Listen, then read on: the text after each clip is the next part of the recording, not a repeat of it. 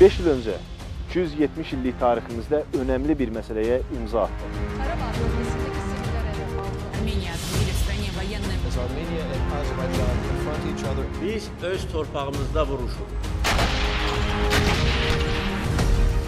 Biz o yumruq ətrafında birləşərək bu qələbəni əldə elədik. Ata vəsiyyətini yerinə yetirdik.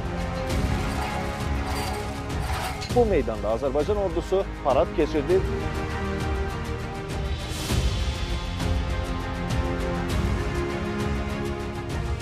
Galip xalqın, galip prezidenti.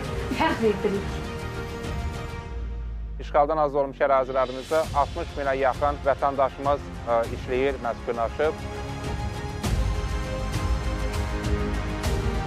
Azərbaycanın sülh təşəbbüsləri hər yanda dəstəklənir.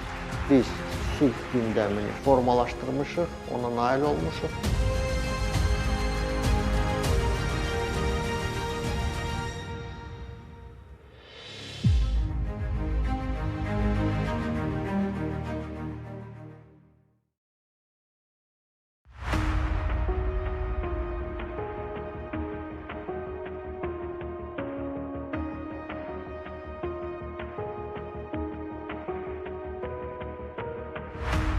Otuz il boyunca Azərbaycan xalqı işğal olunmuş torpaqlarının yükünü çiyinlərində daşıdı. 1988-1993-cü illərdə Ermənistanın işğalçı siyasəti nəticəsində yüz minlərlə insan doğma yurdunu tərk etmək məcburiyyətində qaldı. Ədalət sükutda, beynəlxalq hüquqsa kağız üzərində idi.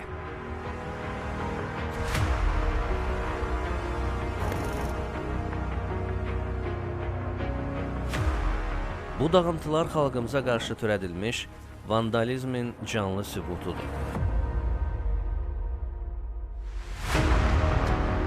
Amma ötən dövrdə bütün bu xarabalıqlar içində bir həqiqət də gizlənirdi. Xalq heç vaxt inamını itirmədi. İllərlə ədalətin bərpa olunacağı günün gələcəyinə inanaraq gözlədi.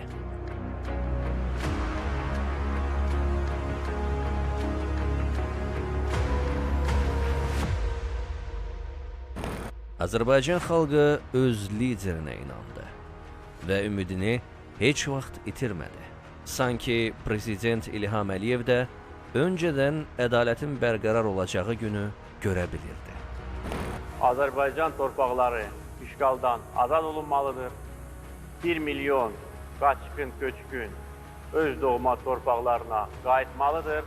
Azərbaycanın ərazi bütövlüyü bərpa olmalıdır. Ötən dövrdə Azərbaycan dövləti bu ədalətsizliyi bitirmək üçün hər gün biraz daha artıq hazırlaşırdı.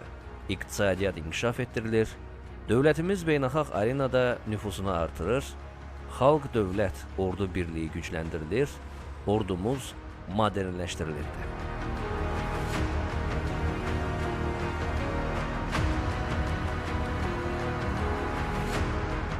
...2020-ci ilin payızında isə Ermənistan Silahlı Qüvvələri növbəti dəfə təxribata əl atdı.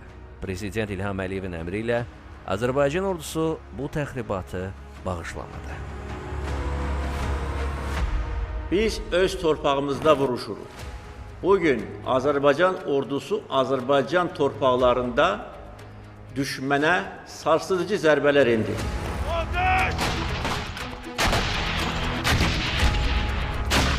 Ərazi bütövlüyü Azərbaycan xalqının ən böyük arzusu idi. 44 günlük vətən müharibəsi bu arzunu gerçəkləşdirdi. Azərbaycan öz ərazilərini işğaldan azad etdi və beynəlxalq hüququn bərpasını təmin etdi.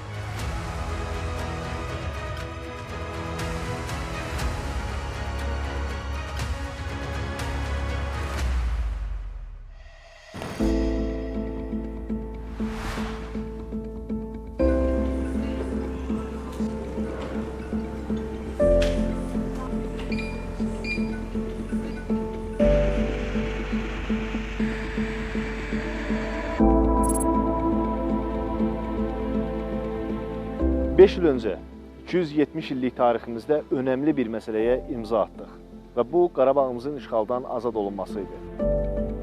Hal-hazırda olduğumuz məkanda Şuşada bayrağımız ucaldı.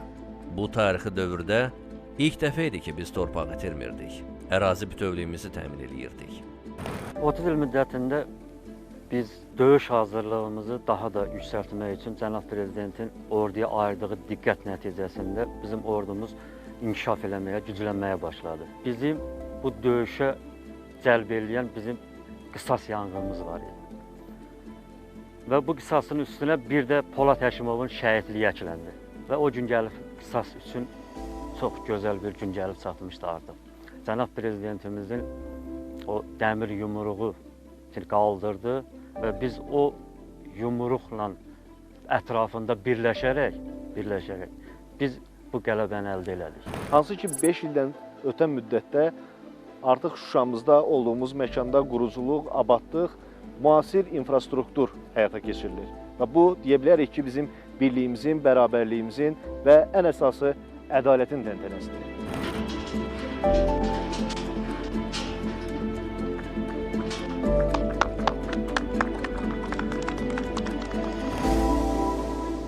Bu zəfərdən sonra sərhədlərimizə nəzarət məsələsi önəmli idi. Axı, sərhəd keçid məntəqələri Azərbaycanın suverenliyinin sübutu, ərazi bütövlüyünün və təhlükəsizliyimizin rəmzidir. Həkəri çayının üzərinə ilk sərhəd buraxılış məntəqəsinin qurulduğu dönəmi xatırlayaq. Hələ dövlət sərhədləri tam bərpa olunmamış, dövlət suverenliyimiz təmin edilməmişdi. Bəs həmin dönəmdə nə baş verirdi? Vətən müharibəsindən sonra Qarabağ istiqamətində terrorçuların hazırlanması, orada onların müdafiə sistemi yaratması və yenidən silahların körpü üzərindən, Həkəri çayı körpü üzərindən Qarabağ istiqamətinə daşınmasının qarşısını almaq üçün artıq yenidən bir əməliyyat planı hazırlandı ki, artıq bizim üç rəngli bayrağımız həmin körpünün üzərində dalğalandı və bununla da demək olar ki, bütün ərazi bütövlüyünün təmin olunması və həm daxilə, həm də bütün sərhədlərin nəzarəti artıq biz çeviricilərin, sərhədçilərin nəzarətinə keçməsi oldu. Məhz Vətən müharibəsindəki qələbə sonradan sərhəd təhlükəsizliyinin təmin olunmasına və antiterror əməliyyatlarının həyata keçirilməsi ilə Azərbaycanın suverenliyinin tam bərpa olunması ilə nəticələndi ki, belə bir nəticəyə də son 10 illiklərdə heç bir ölkə nail olmayıb.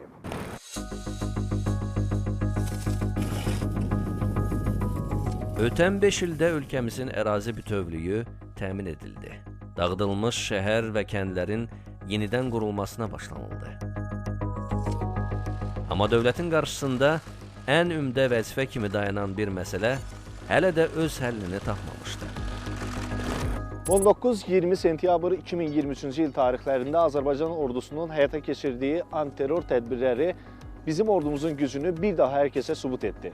Və bununla da separatizmin kökü Qarabağımızdan tamamilə kəsilmiş oldu. Azərbaycan suverenliyini tam bərpa elədi. İrəliyə ancaq irəli dayanma. Qanunsuz silahlı dəstələr zərərsizləşdirildi. Dövlət nəzarəti bütün ölkə ərazisində tam təmin edildi. Ali Baş Komandanımızın yüksək iradəsi, onun dönməz bir taktika ilə, sınmaz bir iradə ilə düşmənin üzərinə öz ordusu ilə birgə yürüməsi, daim Azərbaycan naminə fasiləsiz olaraq həm ərazini diqqətdə saxlaması, həm idarə etməni tək özü həyata keçirməsi ordumuza böyük ruh yüksəkliyi verirdi ki, bu ruh yüksəkliyi də sonunda Azərbaycanın tam ərazi bütövlüyünün, suverenliyinin və sərhəd təhlükəsizliyinin təmin olunması ilə nəticələndi. Antiterror tədbirlərinin əhəmiyyətli nəticəsi əsas ondan ibarət oldu ki, biz 44 gündə qazandığımız Vətən müharibəsinin qələbəsindən sonra bizim ordumuza Cənab Ali Baş Komandanın göstərdiyi qayğı nəticəsində, diqqət nəticəsində biz daha da təlimlərimizi, məşqlərimizi davam etdirərək separatçıları buradan təmizləmək üçün mütəmadi olaraq biz təlimlərlə, məşqlərlə davam etdiririk. Lokal xarakterli antiterror əməliyyatları zamanında separatçıları bizim dədə-baba yurdumuzdan təmizləməyə nail oldu. Bu gün ərsdəki onun göstəricisidir ki, Biz suverenliyimizi qazandıq. O da Cənab Ali Baş Komandanın səyi nəticəsindədir. Və bu meydanda Azərbaycan ordusu məhz parad keçirdi. Cənab Prezident isə bu tribunadan o paradı izləyirdi. Birinci dəfə Azərbaycan xalqı mənə böyük etimad göstərəndə 20 il bundan əvvəl Prezident kimi əziz xalqıma söz vermişdim. Əlimdən gələni edəcəyəm ki, biz ərazi bütövlüyümüzü bərpa edək. Həm seçkilər ərəfəsində, həm and içmə mərasimində doğma xalqıma söz vermişdim ki, gün gələcək, biz Azərbaycan dövlət bayrağını işğal altında olan torpaqların hər bir güşəsində qaldıracağıq. Silahlı qüvvələrin parad heyətləri Azərbaycan Respublikasının dövlət bayrağı və Şuşa şəhərinə sancılan qələbənin rəmzinə çevrilmiş zəfər bayrağı altında tribunaya doğru irəliləyirlər.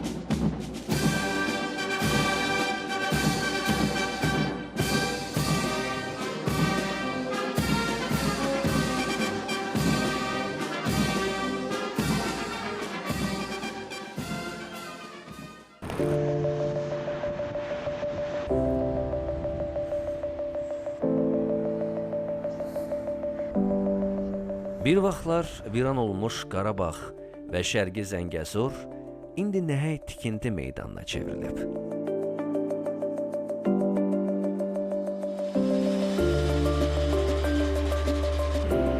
Qısa zamanda hava limanları, yüzlərlə kilometr yollar, tunellər tikilib, enerji infrastruktur layihələri həyata keçirilib.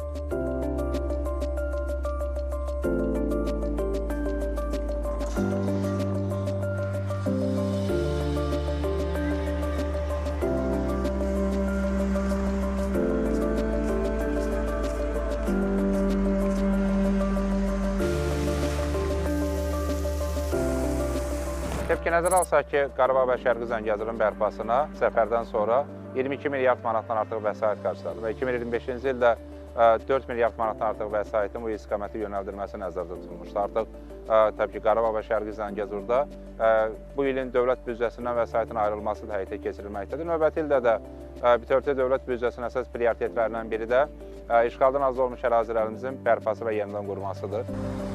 Ən böyük və əvəzsiz sevinç doğma yurda qayıdışdı. İllərdə əsrətdə olan insanlar bugün ata-baba torpaqlarında yeni həyat qurur. Qalib xalqın, qalib prezidenti, fəxr edirik. Sizi Bəylik kəndində görmək bizim üçün şərəfdir, qürurdur. Allah sizi qorusun. Allah sizi Azərbaycanın üstündən əskik eləməsin. Çox xahiş edirik qadınların adından bizim minnətdarlığımızı Mehriban xanıma çatdırasınız. Hazırda işğaldan azad olmuş ərazilərimizdə 60 minə yaxın vətəndaşımız işləyir, məskunlaşıb. Onlardan təxminən 20 minə yaxını daimi məskunlaşan, keçmiş məcburi köçkünlərdir.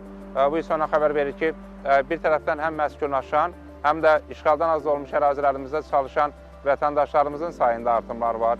2026-cı ilin sonunda bu rəqəm 150 minədək artacaq və praktik olaraq biz daimi olaraq hər il əvvəlkilə nisbətən artımları müşahidə edirik.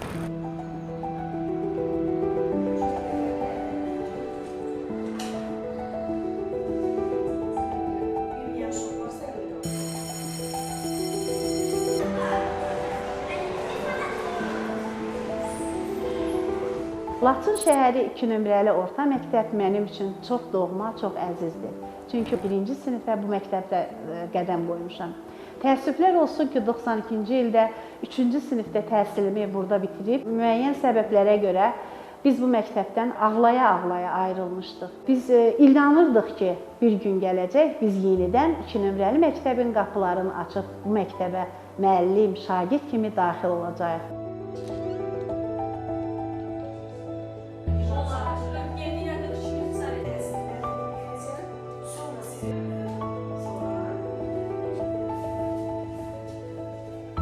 Mən sinifdə əlatçıyam və məktəbdə Bizə hər şey verirlər. Burada informatika kabineti, fizika kabineti, kimya kabineti də vardır. Kitabxana da hətta var. Mən məktəb üzrə də birinci yerdə olmuşam, 630 bal yığmışam. Mən bu məktəbdə yaxşı təhsil alıb, böyüyəndə burada yaşayan insanların sağlamlığını qorumaq istəyirəm.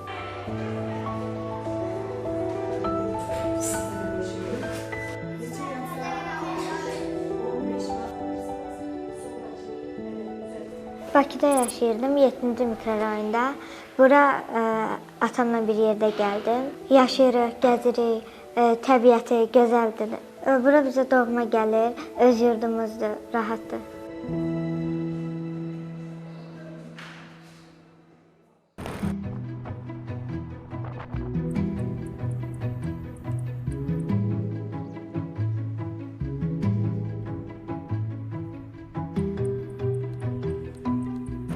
Biz işğaldan azad olmuş zonalarımızda təkcə evləri bərpa etmirik. Burada gələcəyimizi qururuq. Bağçalarımızdan uşaq səsi gəlir, məktəblərimizdən gələcəyinin arzusunun dalca qaçan uşaqların ayaq səsi gəlir. Və bu isə Qarabağa yeni bir impuls gətirmək deməkdir.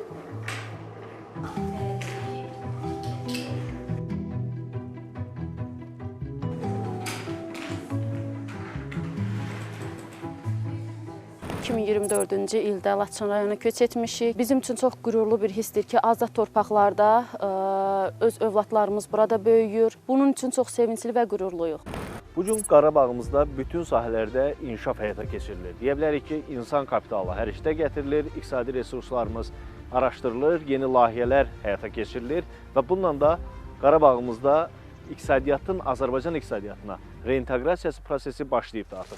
Qarabağ və Şərqi Zəngəzurda son 5 il ərzində 30-dan çox su elektrik stansiyaları inşa edilmişdir. Bütövlükdə 2030-cu ilə qədər günəş, külək və su elektrik stansiyalarının generasiya gücü 6000 megavata çatmalıdır.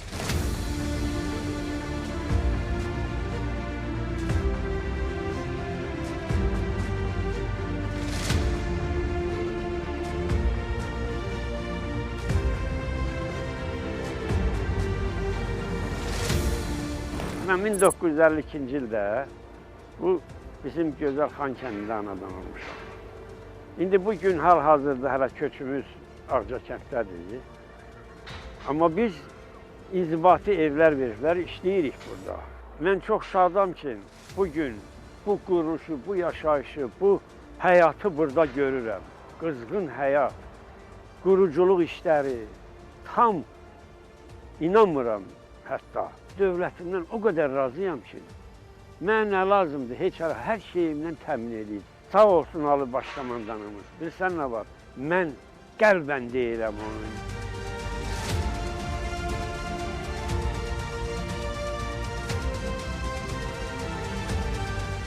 Qarabağ iqtisadiyyatı, eləcə də Şərqi Zəngəzur iqtisadi rayon olaraq Azərbaycan iqtisadiyyatının xüsusi rola malik olan bölgələrimizdir. İlkin qiymətləndirmələrə görə bu iki iqtisadi rayon Azərbaycan iqtisadiyyatının 10%-ni formalaşdırmaq imkanına, potensiala malikdir. Bu isə ona xəbər verir ki, Qarabağ və Şərqi Zəngəzurda formalaşan infrastruktur praktik olaraq növbəti dövrdə Azərbaycan iqtisadiyyatı üçün 10 milyard manatdan artıq yeni dəyərin formalaşmasına gətirib çıxara bilər. Buradan da Zəngəzur dəhlizi keçəcək. Böyük ticarət yolu olacaq. Yani daha bundan sonra daha çox inkişaf edəcək. 5 il öncə qazanılan zəfər bugün sülhlə taclanır. Əhalimiz artıq məcburi köçkün statusundan çıxır və öz ərazilərinə qayıdır, doğma yurtlara. Və nəticə etibarilə bugün ədalət bərpa olunur və deyə bilərik ki, Azərbaycanın sülh təşəbbüsləri hər yanda dəstəklənir. Azərbaycan Cənubi Qafqazda hər zaman sülhün təminatçısı kimi çıxış edib. Ermənistan-Azərbaycan münaqişəsində sülhün memarı olan ölkə prezidenti cənab İlham Əliyev əldə elədiyi qələbəni bugün diplomatik masada da möhkəmləndirir. İlk növbədə qeyd etmək lazımdır ki, ümumiyyətlə sülh gündəliyi Azərbaycan özü formalaşdırıb. Prezidentin bununla bağlı bütün çıxışlarda yəni sülhə nail olmaq üçün səylər, sülh sazişin prinsipləri bu haqda Prezident İlham Əliyev tərəfindən dəfələrlə açıqlamaları verilib. Yəni biz 22-ci ilin fevral ayında 5 prinsipləri bəyan etmişik və onun əsasında da bu danışıqlar davam olunur.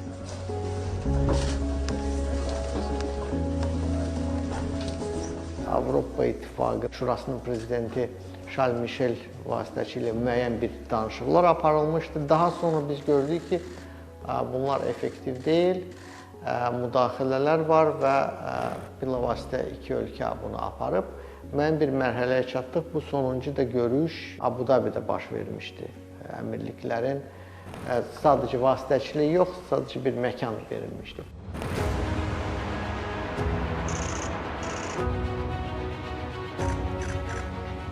2025-ci ilin 8 avqustunda Vaşinqtonda Azərbaycan-Ermənistan-Amerika Birləşmiş Ştatları arasında imzalanan sənəd və iki ölkə arasında sülh müqaviləsinin paraflanması regionda sülhün əsasını qoydu deyə bilərik.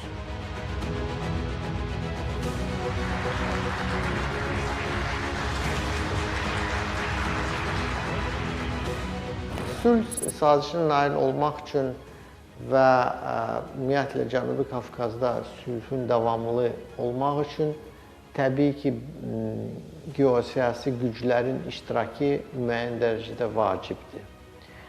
Və belə olan halda Vaşinqtonda sülh sazişinin paraflanması və Trumpın iştirakı ilə olan bu proses artıq müəyyən bir öhdəlik, siyasi öhdəlik yaradır. Xüsusən Ermənistan üçün. Bu baxımdan bu proses vacibdir ki, birincisi biz sülh gündəmini formalaşdırmışıq, ona nail olmuşuq. Sülh sazişi Azərbaycanın 5 prinsip əsasında inkişaf eləyib və 8 avqustda bu paraflanıb. Bu birinci. İkinci, 20-ci ildə 2-ci Qarabağ müharibəsinin nəticələri və xüsusən 23-cü ildə Azərbaycan tərəfindən aparılan antiterror əməliyyatının nəticəsi demək olar ki, avqustun 8-də həm ABŞ tərəfindən, həm bütün dünya tərəfindən qəbul olunub. 5 il ərzində Azərbaycan təkcə döyüş meydanında yox, diplomatik masada da qalib oldu. Bugün sülhə yaxınlaşmaq üçün atılan addımlar regionun sabahını müəyyənləşdirir.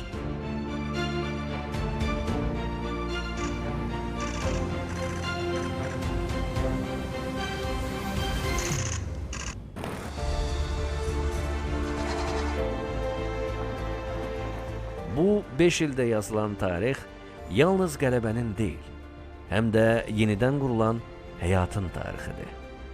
Zəfərin izi Şuşa qalasında, Xankəndi meydanında, Xocalı hava limanında, azad kəndlərimizdə yaşayır. Bu salnamə gələcək nəsillərə qalacaq ən böyük mirasdır. Azad vətən və əbədi suverenlik.